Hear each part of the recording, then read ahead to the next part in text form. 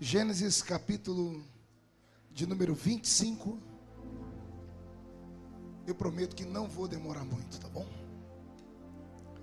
Gênesis capítulo de número 25. Vamos ficar de pé para lermos a Bíblia? Igreja ensinada é outra coisa. Nós vamos ler 3 capítulos do Gênesis, então quando terminarmos a primeira leitura, não feche. Gênesis capítulo 25, versículo 26, está escrito assim: E depois saiu o seu irmão, agarrada a sua mão ao calcanhar de Esaú. Por isso se chamou o seu nome Jacó. E era Isaque da idade de 60 anos, quando os gerou. Capítulo 27, do mesmo livro, versículo 19. Basta virar uma página da sua Bíblia. 27 e 19 do Gênesis, está escrito assim: E Jacó disse a seu pai: Eu sou Esaú, o teu primogênito, e tenho feito como me disseste. Levanta-te agora, assenta-te e come da minha caça, para que a tua alma me abençoe. Capítulo 32 do mesmo livro do Gênesis.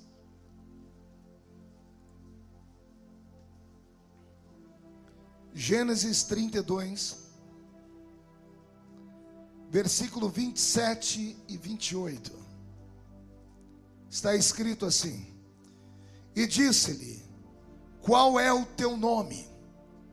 E ele disse: Jacó. E então disse: Não se chamará mais o teu nome Jacó, mas Israel, pois como príncipe lutaste com Deus e com os homens, e prevaleceste. Feche a Bíblia, coloque na cadeira, no banco, pegue na mão da pessoa mais perfumada do seu lado, aperte a mão dele ou dela com carinho até eles falarem aleluia. Pentecostal que não faz barulho está com defeito de fabricação, não é? Vamos orar. Pai, nós te exaltamos e te glorificamos, e nós entendemos que dentro de alguns minutos mais, e esta linda igreja ficará pequena para o tamanho da glória que o Senhor vai mandar do alto dos céus. Os que vieram tristes começarão a saltar de alegria. Os que vieram se arrastando não voltam se arrastando para casa.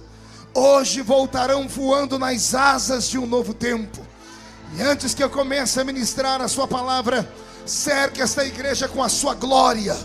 E num raio de 5 quilômetros onde houver um demônio alojado, eu dou a esses demônios segundos para sumirem de Pirituba. Porque se não sumirem, serão queimados pelo poder da sua glória, que aqui será derramada. Rasgue o céu sobre nós. Manda anjos de fogo descerem aqui. Que esses anjos desçam trazendo brasas de fogo nas mãos. Comecem a esparramar estas brasas entre nós.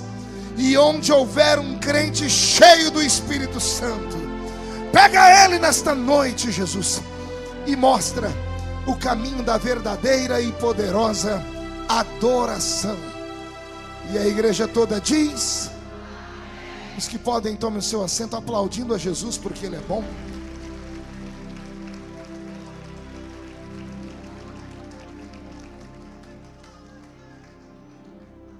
Glória a Deus.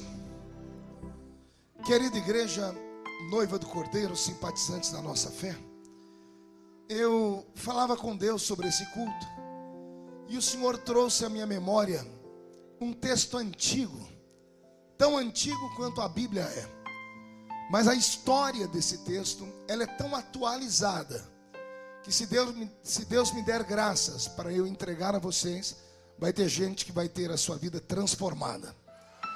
Vai haver um antes e um depois desse dia na sua história. Amém?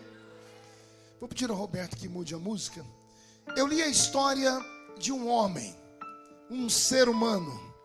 E eu faço questão que você repita comigo essa palavrinha última que eu disse: ser humano. Qual a palavra? Mais uma vez. Pergunte ao seu irmão se ele sabe o que é um ser humano. A palavra ser, apóstolo, significa entidade invisível. E a palavra humanos vem de humus. Humus vem de terra, barro. Então o ser humano é uma entidade invisível que mora dentro de um pedaço de barro. Muitas pessoas dizem que o homem tem um espírito. Isso é mentira. O homem é um espírito. Nós temos um corpo. E a Bíblia diz que quando morrermos o corpo volta ao pó, mas o espírito, que é eterno, volta a Deus. Então esse é o significado de ser humano. E eu amo falar sobre isso para que ninguém pense que no nosso meio exista super-homens, nem Mulher Maravilha. Não existe ninguém aqui com poderes sobrenaturais. Não há nenhum X-Men entre nós. Não há entre nós nenhum ser humano que possa pisar em cima dos outros, ou olhar os outros de cima para baixo. Existem os mais afortunados e os menos afortunados, mas todos são feitos imagem e semelhança do Criador. E eu costumo dizer mais: tudo que um homem faz, o outro, se esforçar, faz também. Pegou aí? Vou falar de novo. Tudo que um homem ou uma mulher faz, o outro é capaz de fazer também. Detalhe: se dedicar muito, é capaz até de fazer melhor do que o outro. Tudo vai daquilo que nosso coração pede, daquilo que nós estamos determinados a ter. Eu estou falando isso porque o personagem da minha pregação desta noite é um homem que, quando nasceu numa família perturbada. Eu também imagino, a mãe dele era estéril. A mãe dele recebe por revelação seus nascimentos. Ou melhor, a família dele é uma família cheia de mulheres estéreis. E agora ele nasce como sendo o primeiro da família que não nasce solitário, nasce gêmeo de um outro irmão. Numa época em que não havia essas coisas. Então é o único gêmeo da Bíblia que nós vamos encontrar, é o homem que eu vou pregar aqui. Interessante é que no seu nascimento, o irmão dele nasceu primeiro. E era natural, um dos dois tinha que nascer primeiro. Não dava para os dois saírem da barriga da mãe ao mesmo tempo. Não havia cesariana naquela época. Então o nascimento era o nascimento natural. Então era natural que um saísse primeiro do que o outro. Só que é interessante que quando o primeiro nasce, a Bíblia Sagrada faz questão de dizer que o segundo, quando vai nascer, nasce com a mão agarrada no calcanhar do outro. E aí vem os místicos judeus dizerem que o menino dentro da barriga da mãe queria puxar o outro para dentro, para ele nascer primeiro, por causa das leis estabelecidas naquele mundo que dizia que o primeiro filho é o primogênito, e o primogênito era dono de toda a herança, e na ausência do pai, ele se tornava o pai. Quem entendeu até aqui, diga: eu entendi. Então vamos aqui analisar a história. A história diz que uma mulher está grávida, engravida de 2 filhos. Um nasce primeiro e o segundo nasce com a mão colada no calcanhar. A parteira que fez o parto, mística como era, disse: olha, o primeiro vai ser uma bênção, o segundo eu não ponho a mão no fogo, porque desde a barriga da mãe ele já é safadinho. Desde dentro da barriga da mãe ele já é um enganador. Ele já queria passar o outro para trás, queria roubar o direito de primogenitura. E isso naquela época era aceitável. Quando chegou no ouvido do pai, o pai olhou: o quê? Tem um na minha família que nasceu assim? Pois bem, o nome do primeiro vai ser um nome que todo mundo vai se lembrar.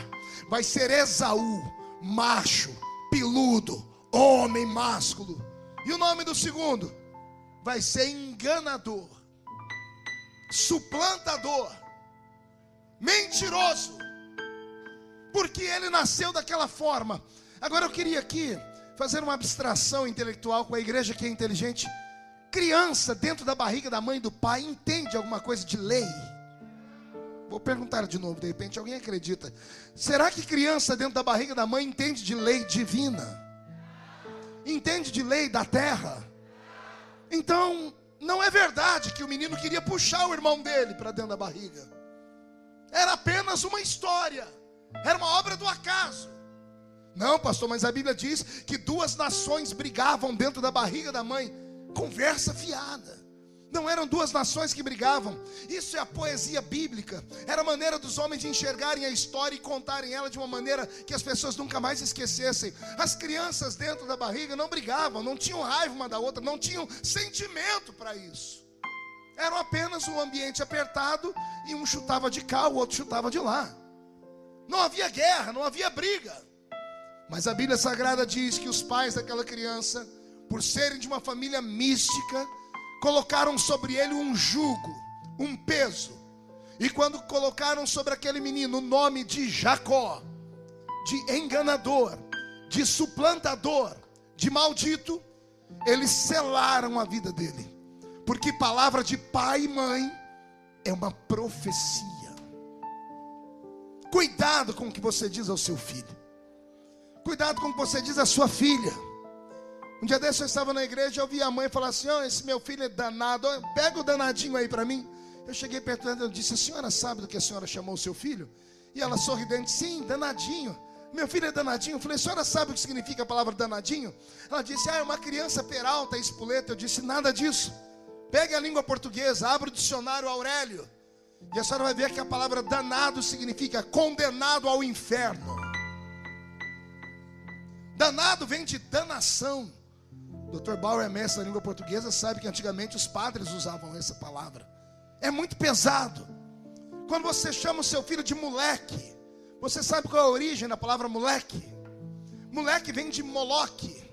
E Moloque era um pseudo-deus dentro da Bíblia, que quando as pessoas queriam aplacar a ira da terra, porque não chovia, pegavam os bebês e colocavam na barriga daquele poste ídolo gigante e queimavam a criança viva, sacrificavam os filhos a Moloque. E aí vem a serva do Senhor e chama: meu filho é um molequinho lindo. Moleque é servo de Moloque. A falta do conhecimento faz a gente se afundar.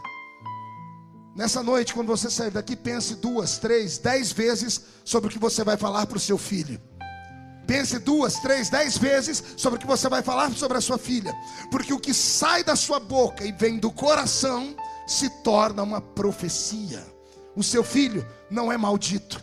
O seu filho é herança do Senhor. É uma bênção do Deus de Israel. Posso ouvir mais um grito sobre isso?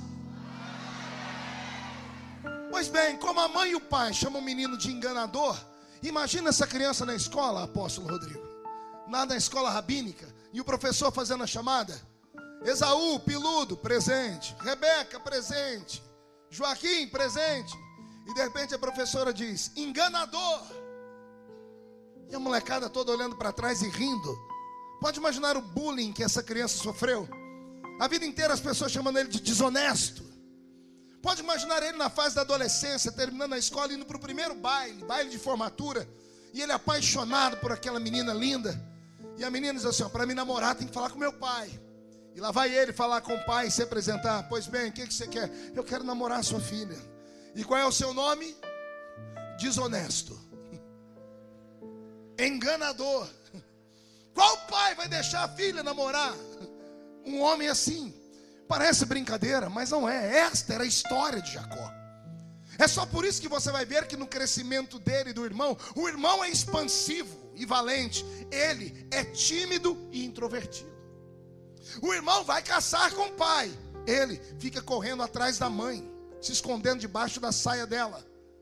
Quando chegava alguém naquela casa e falava para Isaac: você tem filhos? Ele disse: eu tenho aqui Esaú. A palavra Esaú já se fala com peso, significa peludo, másculo, viril, caçador. Eis aqui o meu filho. Só tem esse? Tem um mentiroso, tem um enganador que eu nem deixo ele ficar aqui. Ele fica lá com a mãe dele, porque mulher naquele tempo era desprezada.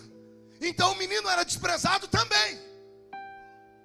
A situação dele foi se agravando tanto que ele cresceu com complexos. Ele não se aceitava. Ele não se aceitava e se trancava dentro da sua vida. A mãe, como cuidava muito dele, começou a tomar as dores do menino. Porque para o pai só havia um Esaú. Jacó era esquecido. A minha Bíblia diz que o pai deles envelheceu, ficou cego, sentiu a morte chegar. A mãe estava atrás da porta quando ouviu o pai dizer assim: Esaú, meu filho, você é o filho do meu orgulho. Vai, caça uma caça e faz comida e me traz aqui, porque antes de eu morrer eu quero estender a minha mão sobre você e te abençoar. A mãe, ouvindo aquilo, olhou para os dois filhos e disse: Esaú tem força para viver sem bênção, Jacó não. Esaú, por natureza, é um conquistador. Com a bênção do pai ou sem a bênção do pai, ele vai ser alguém. Jacó não. Jacó, se o pai morrer, vai ser pisado até pelos empregados, porque ele não tem força própria. Ele tem dentro dele um complexo de inferioridade desgraçado. Aí a mãe naquele dia chama Jacó e diz: meu filho, mamãe vai te dar uma lição aqui, você tem que fazer, mas tem que obedecer ao pé da letra. Ela põe uma roupa sobre o menino, cuja pele era cheia de pelos. Ela faz uma comida deliciosa, põe na mão dele e diz: você vai entrar no quarto do seu pai. Quando ele perguntar o seu nome, você vai dizer que é Esaú. Mas o nome dele era? Mas ele era para dizer que era quem? Quando ele chegou lá dentro, o pai até se assustou e disse: mas já voltou? E deu tempo até de fazer a comida? E ele disse: é, meu pai, já voltei. O pai disse: mas pela voz você não é Esaú. Se aproxima aqui. Como Esaú era peludo, o pai pegou ele pelo braço e sentiu pelo e disse: é, você não tem voz de Esaú, mas você tem corpo de Esaú. E o pai libera sobre ele a unção patriarcal. Eu poderia aqui devagar com vocês, e eu acho que eu convenceria vocês, mas deixa para um outro dia. Eu acho que até o pai, na hora da morte, se arrependeu. Não consigo imaginar um pai enganar de filhos só por causa de um pano. Você consegue imaginar isso? O pai viu a voz, ouviu a voz. O pai, quando pegou, sabe que pelo de homem é diferente de pelo de animal. O pai sabia que não era ele. E arrependido de tudo que fez com o filho, ele libera a bênção sobre o filho. Porque até o pai sabia: Esaú vai se dar bem na vida de qualquer jeito, mas Jacó precisa disso aqui. Estou com meu corpo arrepiado. Eu estou pregando hoje para vocês sobre o único homem da Bíblia que tinha 3 nomes. Todos os homens da Bíblia ou têm um nome, quando no máximo 2. Tem um Paulo, que antigamente se chamava Saulo. Tem um Pedro, que chamaram ele de Cefas. Tem homens que tinham 2 nomes, esse filho daquele. Mas esse é o único homem que teve 3 nomes. Quando ele nasceu, chamaram ele de Jacó. Quando ele era adolescente, ele disse que se chamava Esaú. E é no fim da vida que no Val de Jaboque ele se encontra com Deus. E Deus faz a ele uma pergunta. E a pergunta é a maldição que o acompanha desde criança. O anjo olha para ele e diz assim: qual é o teu nome? O trauma, quando vem pela vida inteira. Desde criança, o único problema dele era a desgraça do nome que ele tinha. E quando Deus quer mudar a vida dele, Deus é obrigado a mexer na ferida e trazer de novo. Diz assim: qual é o seu nome? Ele pensou se era Jacó, se era Esaú, mas diante de Deus não dá para mentir. Ele disse: eu acho que eu sou um enganador mesmo, porque eu enganei meu pai, eu enganei a vida toda, o meu nome é enganador. Aí Deus disse para ele: que bom que você reconheceu, porque eu só posso mudar a vida das pessoas que reconhecem o que elas são. Aí Deus pôs a mão no ombro dele e diz assim: você não é Jacó, você também não é Esaú, você é Israel. Porque você brigou com homens e brigou com Deus e prevaleceu. Nessa história eu encontro talvez a parte mais linda da existência de um homem, de um ser humano que não se dá por vencido, de um ser humano que acorda todos os dias e tem que encarar a labuta da vida. E tudo está contra ele, tem que nadar contra a correnteza. E mesmo tendo pouca força, ele levanta, vai, trabalha. Não conquistou o que queria hoje, vai amanhã. Não conquistou o que queria amanhã, vai depois. Ele não desiste da vida. Não importa o que falam, não importa o que pensam, ele sabe onde ele quer chegar. Deus é apaixonado por gente que anda contra a correnteza, que nada contra a correnteza da vida. Quando eu olho para Jacó, eu vejo quantos de nós. Jacó não teve culpa de nascer Jacó. Você não tem culpa de ter nascido o que você nasceu. Inclusive, quando eu vou falar sobre salvação, pegando um gancho na pregação do pastor sobre Nicodemos, eu sempre digo assim: existe no nosso meio uma metáfora que nós chamamos todos os homens e mulheres de ovelha. Sim ou não? Na igreja só tem Mas de vez em quando o pastor, quando está bravo, começa a dizer: cuidado, porque aí no meio tem uns lobos. Sim ou não? E qual é a oração da igreja? Que Deus transforme o lobo em... Mas a pergunta que a gente deveria fazer e nunca faz é essa: o lobo pediu para nascer? Se o lobo não pediu para nascer, e ele nasceu lobo, não nasceu lobo porque queria, herdou heranças genéticas, psicossomáticas da família. Uma coisa é nascer numa família estruturada, onde você tem 4 refeições diárias e termina a noite sentado no colo da vovó, que na cadeira de balanço vai contar para você a história de Chapeuzinho Vermelho. Outra coisa é você ter que dormir ao relento, ou no meio de uma casa que parece um inferno, sem saber quem é o seu pai, quem é a sua mãe, e todos os dias ter que matar um leão e amarrar o outro para o outro dia. Pessoas que não têm estrutura familiar sofrem, e quando entram na igreja, entram desconfiadas. Toda vez que você vê uma pessoa que tudo que você vai falar para ela, ela reage gritando, batendo. Aquelas pessoas barraqueiras. Alguém conhece algum barraqueiro aqui? Aqui não tem, só tem lá na minha terra. Vou falar de novo. Alguém conhece algum homem ou uma mulher barraqueiro aqui? Pergunte para mim, por que são barraqueiros, pastor? A vida deixou eles assim. Para eles, a defesa deles é o ataque. Jesus encontrou uma mulher barraqueira no ministério dele. Muda a música aí, Roberto. Jesus está sentado em cima de uma pedra e lá vem uma barraqueira. Barraqueira com B maiúsculo. Ela pegou água num poço. Quando ela vai embora, Jesus elegantemente, educadamente diz: moça, me dá um pouquinho dessa água para eu beber. Olha a barraqueira o que faz.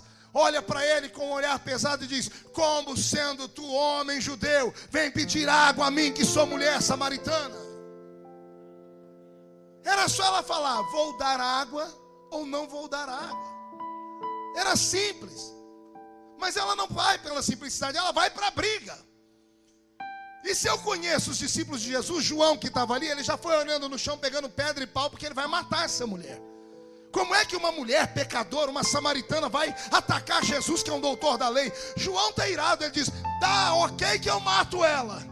Só que ao invés de Jesus mandar matar, Jesus faz silêncio, espera a mulher acalmar, porque Jesus leu a alma dela. Eu vou falar de novo: Jesus leu a alma dela. Pergunte por quê? Esse era o dom que ele tinha. Ninguém se escondia dele. Ele não ia pela roupa, pela aparência, porque andando pela rua a mulher parecia equilibrada, bonita. Mas quando ele mexeu com ela, ela ficou irada, ela foi para a briga, ela queria brigar com ele.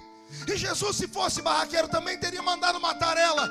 Mas não, quando ele olhou para dentro dele, ele viu que aquela mulher tinha sofrido na mão de um monte de homens. Por que é que você acha que ele perguntou para ela assim: mulher, cadê seu marido? E ela disse: eu não tenho. Ele falou: você já teve 5.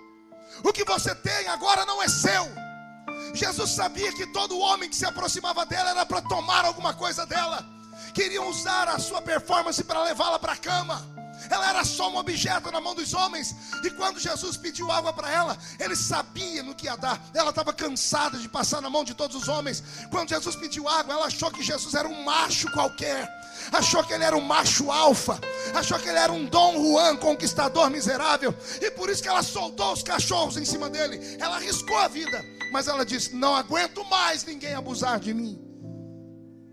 Se não fosse Jesus, ela teria morrido. Mas como Jesus estava ali, ele esperou ela se acalmar e disse assim para ela: ah, mulher, se tu soubesses quem sou eu, você me pediria água. E eu tenho uma água que dou para as pessoas que quando elas bebem, nunca mais tem sede, mulher. Jesus desconcertou a mulher irada, a barraqueira, caiu em si. E olha do que ela chama Jesus agora: mas Senhor. Meia dúzia entendeu, vou lembrar o texto. Primeiro ela chamou Jesus de homem judeu, macho religioso.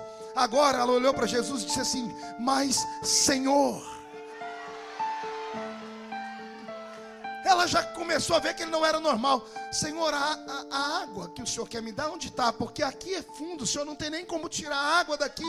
Era tudo que Jesus queria. Ele abriu a mente dela. Ele mostrou para ela que ele não era mais um. Ele chega perto do poço e diz: a água que eu vou te dar não está aí não. A água que eu vou te dar está em outro lugar. Eu sou a fonte da água da vida.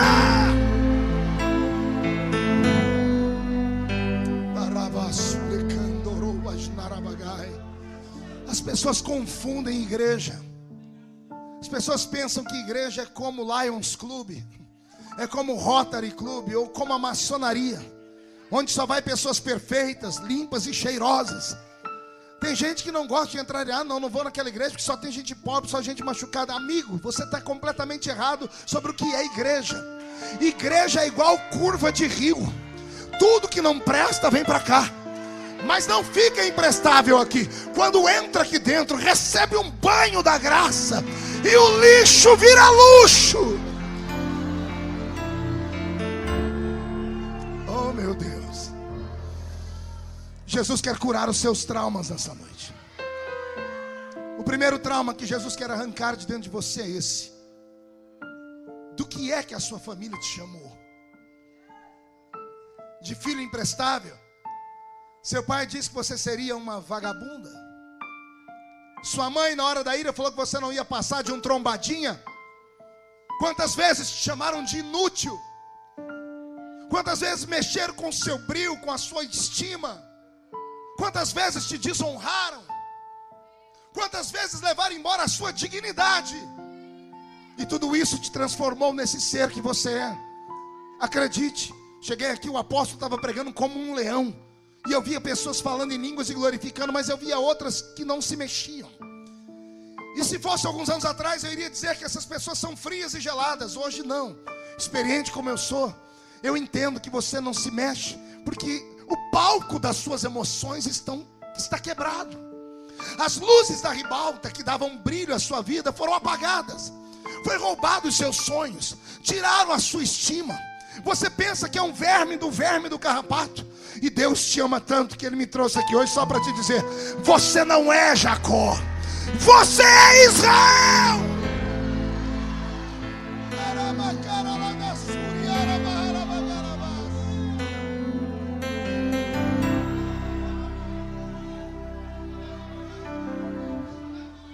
Crianças que nascem em família desestruturada, crescem desestruturada. O primeiro nome que o meu pai me deu quando eu fui gestado na barriga da minha mãe foi desgraça. Porque minha mãe era outra. Meu pai, um português, os olhos azuis, um Dom Juan desenfreado, se apaixonou por uma menina pobre que estava pedindo esmola na rua. Viu uma menina de 13 para 14 anos, ele, um pedófilo inveterado, tirou ela da rua, arrumou um cômodo e ela virou a odalisca dele, concubina dele. Servia os seus prazeres sexuais, dos 13 até os 17, quando ela engravidou. Quando ela disse: estou grávida, ele disse: mata essa desgraça aí. E ela tentou. Por 3 vezes foi numa clínica, ou chegou no hospital depois de passar por uma clínica clandestina, pronta para morrer por um sangramento desenfreado. Eu nasci com 8 buracos na cabeça, feitos pela agulha de tricô da dona Lúcia.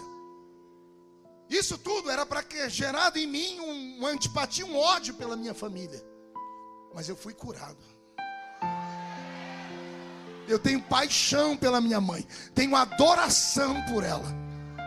E quando aconteceu aquele tumulto comigo ano passado, os jornalistas foram para a internet ouvir minhas mensagens. Quando descobriram que a minha mãe tinha uma clínica de aborto, foram lá atormentar a velhinha. E eu achei que ela não ia segurar as pontas, né, doutor Bauer? Pois ela foi falar com os jornalistas chorando e disse: sim, eu tentei abortar, e eu abortei muitas crianças, mas eu estou arrependida, porque o Deus do meu filho perdoa os pecados.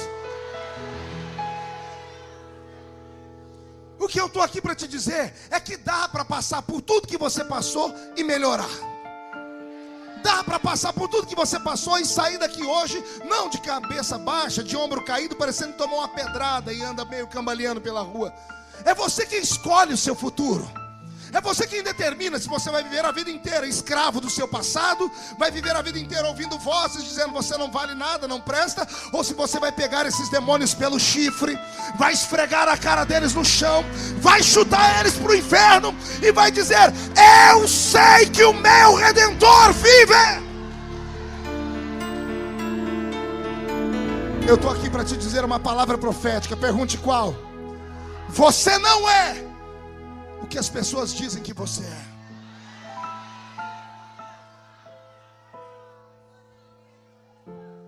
Só que a situação de Jacó foi piorando tanto, que teve um dia que, de tanto ele olhar a vida do irmão, que era paparicado e abençoado, ele desejou ser o irmão. E ele encarnou o irmão. A inveja. Todo ser humano que é maltratado pela vida, ele olha no outro, e a vontade dele não é ser como o outro, a vontade dele é ser o outro. Não é errado querer ser como o outro, mas é errado querer roubar o lugar do outro. Você sabe do que eu estou falando. Já puxaram o seu tapete, já tiraram a sua história, já roubaram os seus momentos, e você colocou dentro de você que perdeu aquela chance e ela nunca mais vai acontecer, e fica frustrado na igreja com essa cara, parecendo que viu um fantasma. Passa o culto inteiro com essa cara feia, parecendo que foi batizado num pote de vinagre. O senhor não sabe que eu já passei. Eu não estou nem aí com o que você passou. Eu não sou cuidador da sua alma. Eu estou aqui para te dizer que eu passei também por coisa ruim e venci. E se eu venci, você pode vencer. Somos iguais. Somos feitos da mesma matéria. Somos feitos do pó e do barro. E o que eu tenho, você tem também. Uma Bíblia que te fala de promessas. O Espírito Santo que mora dentro de você. O anjo do Senhor que acampa ao seu redor. E você é coberto com o sangue de Jesus Cristo de Nazaré. Então reage. Mão direita erguida ao alto da cabeça. Agarre o ombro de quem está do seu lado com força. Hoje é com força. Chacoalha a pessoa até ela ficar irritada. Irrita ela, por favor. Não é para dar um empurrãozinho. Tira ela do lugar. Chacoalha ela. Diga: Deus te trouxe aqui para isso hoje, para sacudir a sua história. Diga: você não é o que você pensa que é. Diga: você é o que Deus determinou você para ser.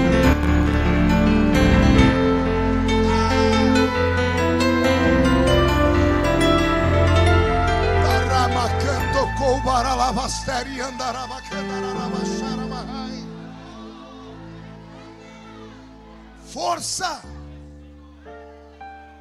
Não deixe os entraves, as tragédias e o seu passado interferirem na sua história. Não deixe os demônios se alimentarem da sua baixa autoestima. Não deixe eles irem com você para o seu quarto e te fazer olhar no espelho e procurar só defeito na aparência. Por favor, em nome de Jesus, comece a entender que você é muito mais do que um pedaço de carne que envolve ossos. Você tem coisas para um futuro tão lindo, que se as pessoas soubessem onde Deus pensa em te colocar, elas não estariam te ignorando, elas estariam te abraçando, pedindo o seu telefone. Quando eu era menino, apóstolo, eu andava nas ruas da minha cidade. Todo lugar que eu entrava, nas lojas grandes, colocava um guarda para andar atrás de mim. Medo de eu roubar as coisas. Só porque eu era um menino pobre. Pobreza não é defeito. Defeito é você achar que a pobreza vai ficar com você para sempre. Defeito é você encarnar o coitadinho e andar pelas ruas pedindo esmola. Isso é defeito. Porque se a pessoa quiser, ela dá um jeito. Ela vai entregar papel, ela vai fazer alguma coisa na vida. Deus essa noite te trouxe aqui para dizer: você precisa mudar de opinião sobre si mesmo. Eu engraxava os pares de sapato de um homem na minha cidade, e ele era muito rico. E eu entendi quando cresci que ele deixava eu engraxar os sapatos mais para me ajudar do que para limpar os sapatos dele. Ele tinha 14 pares de sapato. E todo sábado eu ia lá limpar. Não tem jeito de um homem usar 14 pares de sapato numa semana. Quando eu ia engraxar, o sapato já estava engraxado. E ele fingia que não olhava, só para me ajudar. Um dia eu estou engraxando os sapatos dele, estava quente, eles foram almoçar na varanda onde eu engraxava o sapato. E ele sentou com a família ao redor da mesa e ele tinha um filho. Pense num menino chato. Pense numa criança birrenta. Ele olhou para aquele menino e o menino, ele falou, come. O menino, não vou comer, não quero comer essa porcaria de comida. Ele ficou tão com raiva, tão bravo. Ele disse, moleque, escute aqui. Você está vendo aquele menino sentado ali? E eu fingi que não ouvi. Ele disse, ele não tem pai. Ele mora numa casa aqui que parece um chiqueiro. Éramos em 12 pessoas em 2 cômodos. Você tem noção do que é isso? Imagina você acordar de noite no escuro e falar, mãe, a minha perna sumiu. E a sua tia gritar, você está louco, moleque? Você está coçando a minha perna aqui. Era perna demais em cima de uma cama. Na minha casa, panela e pinico era um inferno. Ninguém sabia onde estava um nem outro. Era pobreza absoluta. E ele falou, esse menino quando crescer vai ser um trombadinha. E aquilo entrou aqui dentro. Eu esperei minha mãe chegar do trabalho. Quando ela abriu a porta eu me joguei. Comecei a chorar. Ela disse, está chorando por quê? Eu disse, sabe o homem que eu engraxo os sapatos? Ela disse, sei. Ele falou que eu vou ser um trombadinha, mãe. E comecei a chorar. Minha mãe me deu um chacoalhão e disse, olha aqui, rapaz, você vai ser o que você quiser ser. Não é porque você é pobre que você não vai vencer na vida. Minha mãe não sabe ler nem escrever, nunca frequentou a escola, mas ela conhece a escola da vida. Teve educação em casa. E a educação disse a ela, você pode escolher o seu futuro. Se você quiser ser um trombadinha, você vai ser um trombadinha. Mas se você quiser ser um grande homem, você vai ser um grande homem. Minha mãe não era crente, mas é a profecia da boca da mãe. O tempo passou e eu resolvi que eu ia ser alguém. Um dia eu estou lá no aeroporto de Ribeirão Preto, bem vestido, de terno, lindo desse jeito.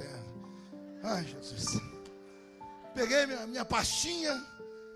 Estou lá no aeroporto, chegou um senhorzinho de cabelos brancos. Ele olhou para mim e disse assim, parece que eu te conheço. E eu conheci ele na hora. Eu disse, eu conheço o senhor também. Ele falou, você mora onde? Eu disse, lá em Orlândia. Ah, então é de lá, eu também sou de lá. E ele falou, você é filho de quem? Qual doutor? Você é filho do doutor fulano de tal? Que ele me viu de terno. Eu disse, não, meu pai não é doutor. Mas você é filho de quem? Eu falei assim, o senhor lembra de um menino que engraxava sapato?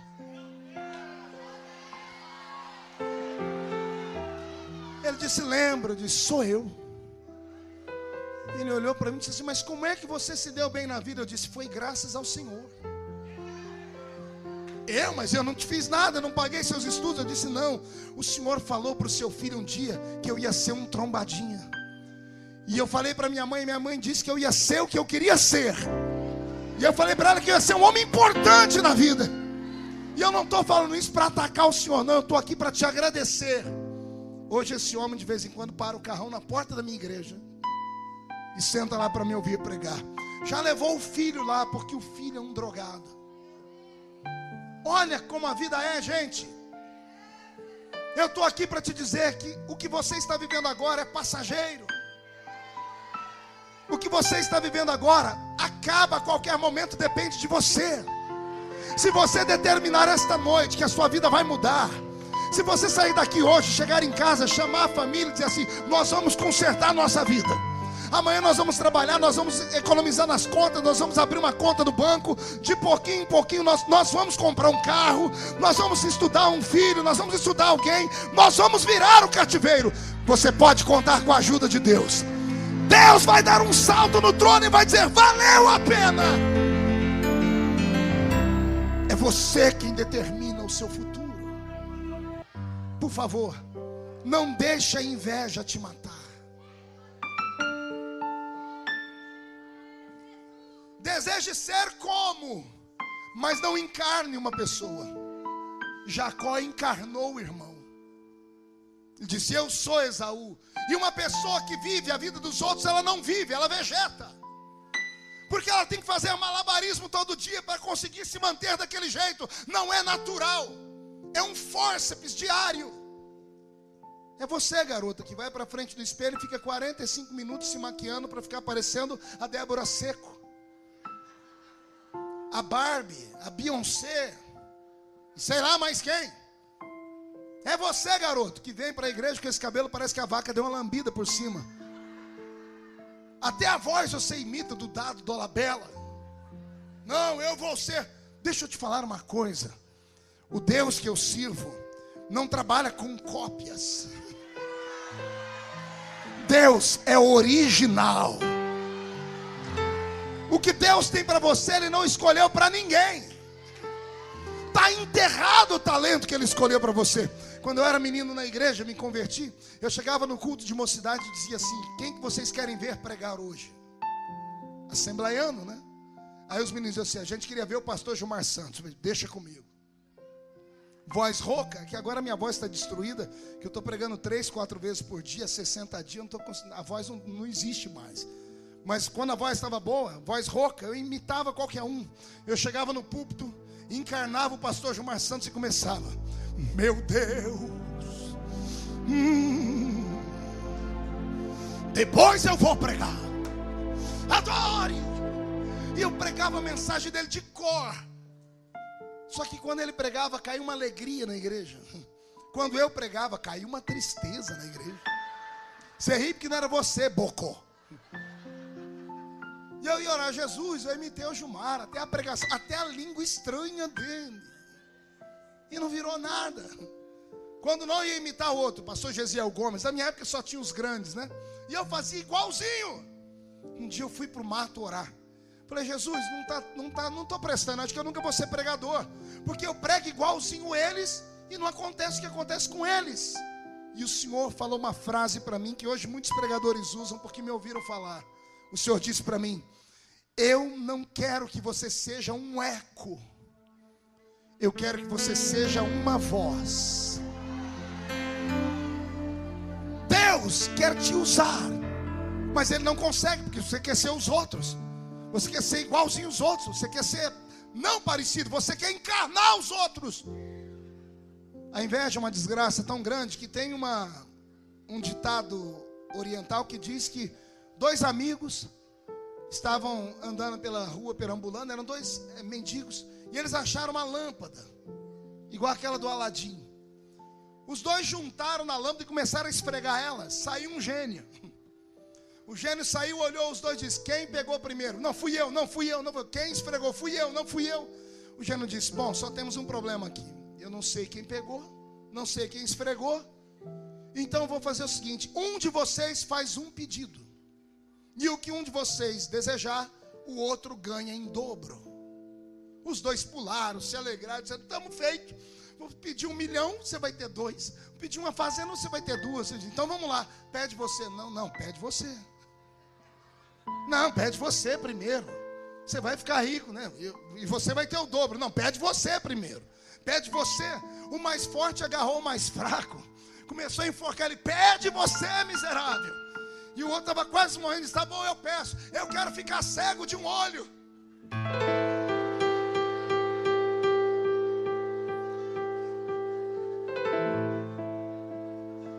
É isso que a inveja faz. A inveja faz, além de você não ter nada, ainda roubar o que o outro tem. Esse espírito está banido do nosso meio. Deus vai te dar uma história poderosa. Quem crê nisso, pega e põe no coração. E agora não dá um grito, não, dá um berro de glória a Deus aqui dentro.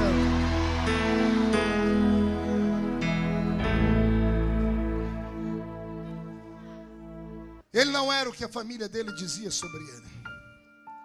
Ele não era o que ele pensava que era. Quando ele é um homem velho, tem filhos, tem riqueza, mas o passado o atormentava. E um dia ele levantou, olhou para o céu e disse: vou levantar e vou ter com meu irmão. Porque não adianta ter tudo na vida e não ter paz. E não descobrir quem é você nesse universo. Só que ele era tão covarde que ele colocou a família inteira para ir na frente dele. Era madrugada quando ele passou num lugar chamado Val de Jaboque. Qual é o nome do Val? Val de Jaboque. Quando ele está passando no Val de Jaboque, ele mandou a família toda ir à frente. Ele ficou 1 minuto para orar. E eu imagino ele falando com Deus: me ajuda, porque eu não sei se meu irmão vai matar meus filhos, a mim, minha família. Quando ele levantou para sair, a Bíblia diz que ele olhou no meio daquele val e viu um homem que não era dos empregados dele. Ele percebeu que o homem era um anjo.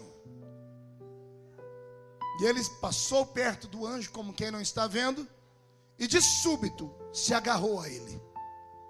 E quando ele se agarrou ao anjo, ele gritou: me abençoa. Abençoa a minha vida, muda a minha história.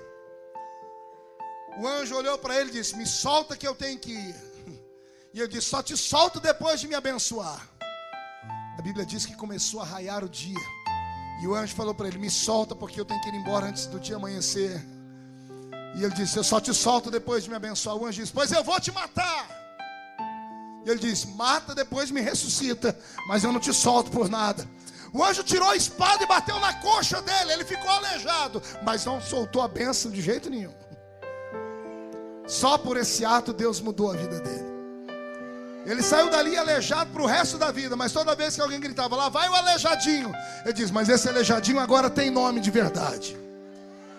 Do que adianta ser um homem inteiro e ser chamado pelo que os outros dizem, ou ser aquilo que eu não era. Estou aleijado, mas agora eu sei quem eu sou. Eu sou escolhido por Deus para uma grande missão nessa terra. E naquela noite Deus mudou o nome dele em Israel. Deus me trouxe aqui para te dizer que o seu verdadeiro nome está para ser revelado. Depende de você. Se você nesta noite acreditar neste pregador e ficar de pé.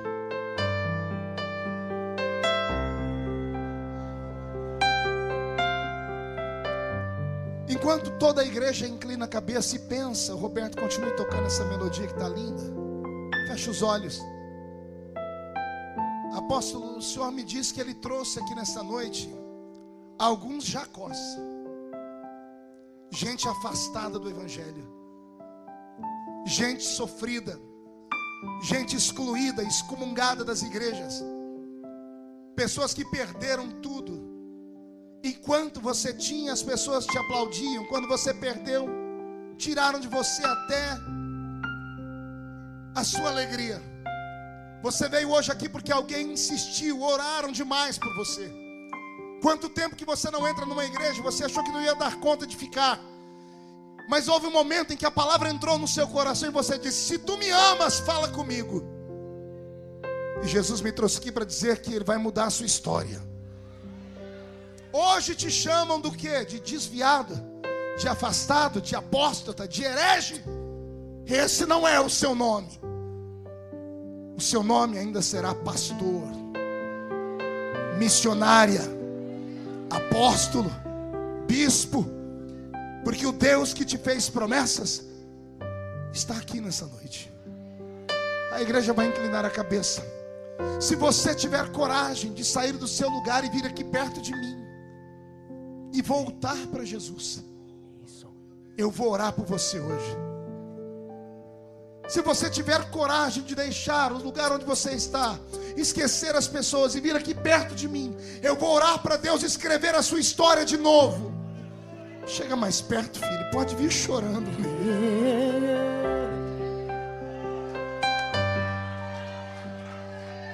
Chorava a luz. Chora mesmo, filho.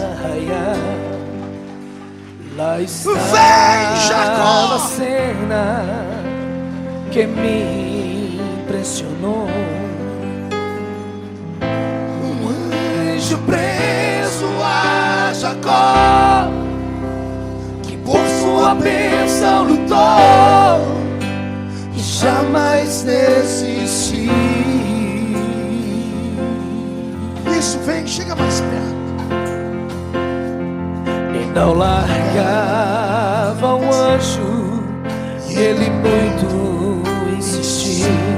Não sairia dali sem sua bênção nas mãos.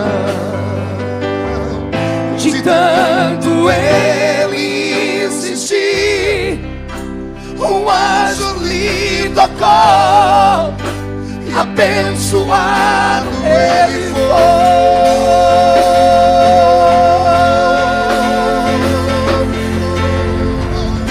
Preciso de uma bênção, não vou desistir. Sem ela eu não vou sair Só saio quando o Senhor me tocar. Não posso mais ficar sem ti, sem ti. Nada vai impedir a unção de Deus sobre mim. Chega mais perto. Chega mais perto do altar. Chega mais perto. Pode chorar. Depois você vai no banheiro, repõe a maquiagem. Pode chorar. Vai voltar para casa assim, Jacó? Vai voltar para casa só dizendo: nossa, o culto foi bom, mas vai perder a chance? Escapa por tua vida. Não, pastor, para mim não tem mais jeito. Estou jurado de morte pelo PCC. Estou sendo chantageado, ameaçado. Pastor, a minha natureza foi mudada. Eu já não sou mais homem, não sou mulher, eu não sei o que eu sou mais. Vem, filho. Vem em nome de Jesus.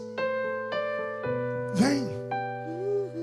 Escapa por tua vida. A igreja inclina a cabeça, entra em oração. Vem, você não é Jacó, você é Israel, vem. Não isso vem. Isso vem chorando. Ele muito insistiu, não sairia dali sem sua bênção nas mãos. De tanto ele insistir, um anjo lhe tocou e abençoado ele foi.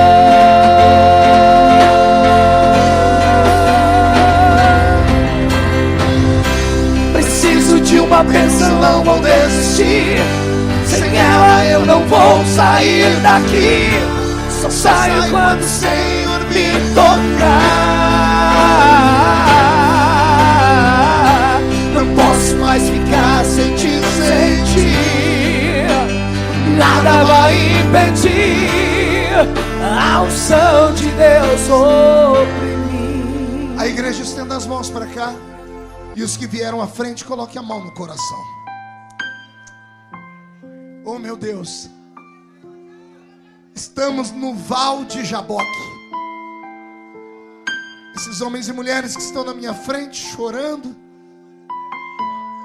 eles querem mudança. A vida foi dura com eles. Tem alguns que não conhecem o pai nem a mãe. Tem outros que foram violentados, carregam traumas. E nesta noite a sua palavra fez um efeito.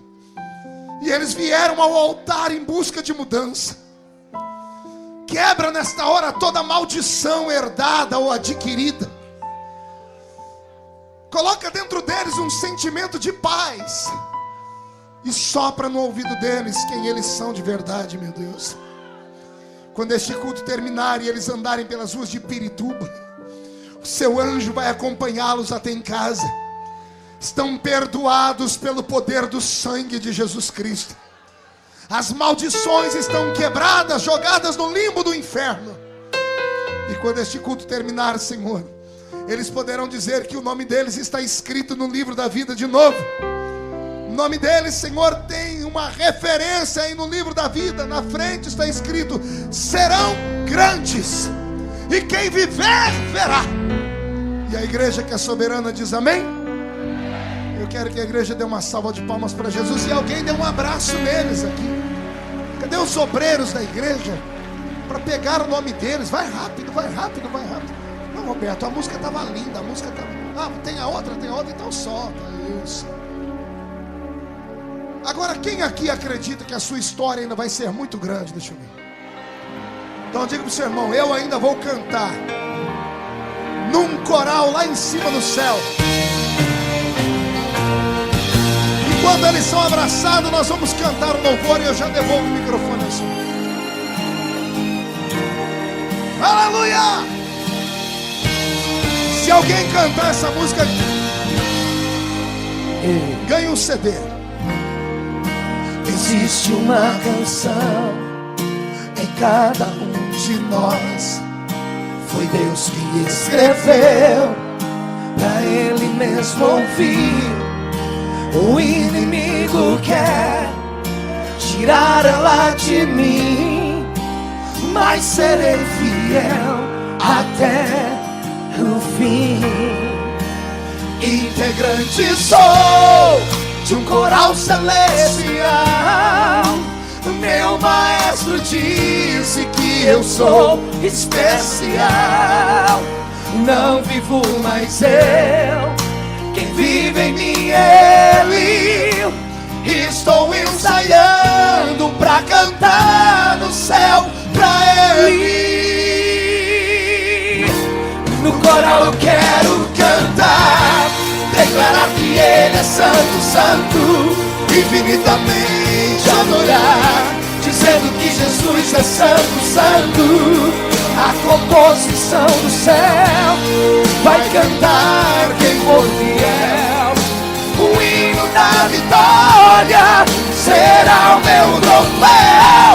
No coral eu quero cantar, declarar que Ele é santo, santo, infinitamente adorar, dizendo que Jesus é santo, santo. A composição do céu vai cantar quem for fiel. Vou erguer o meu troféu.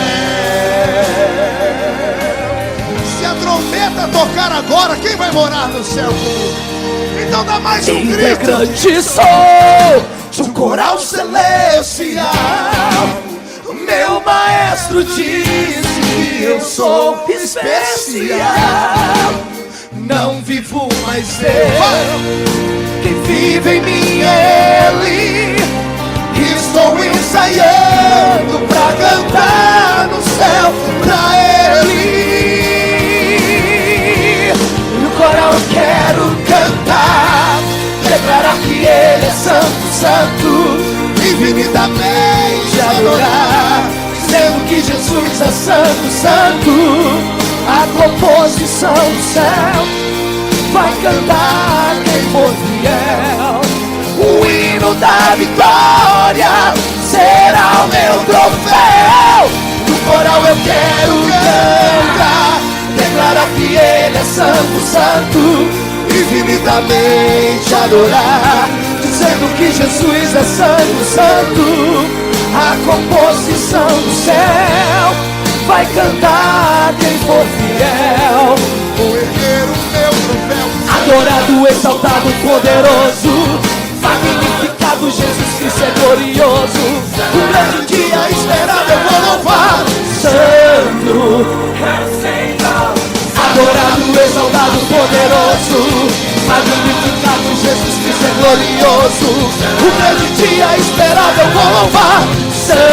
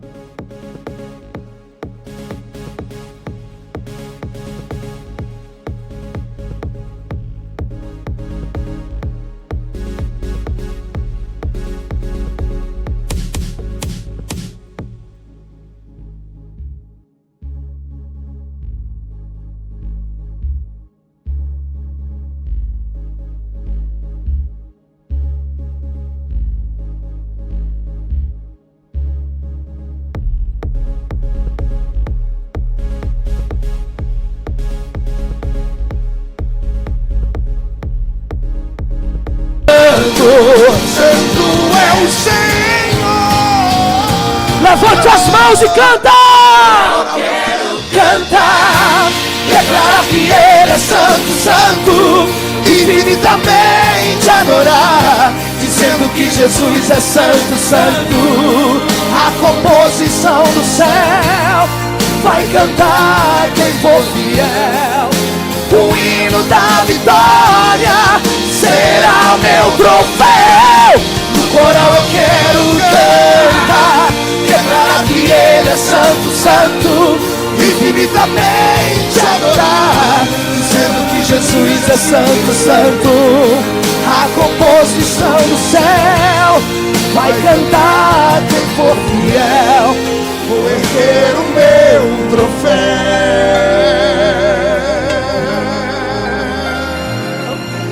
Só quem vai erguer o troféu dê uma salva de palmas. Quem pode aplaudir e gritar? Quem pode aplaudir, gritar e dar um pulo para cima?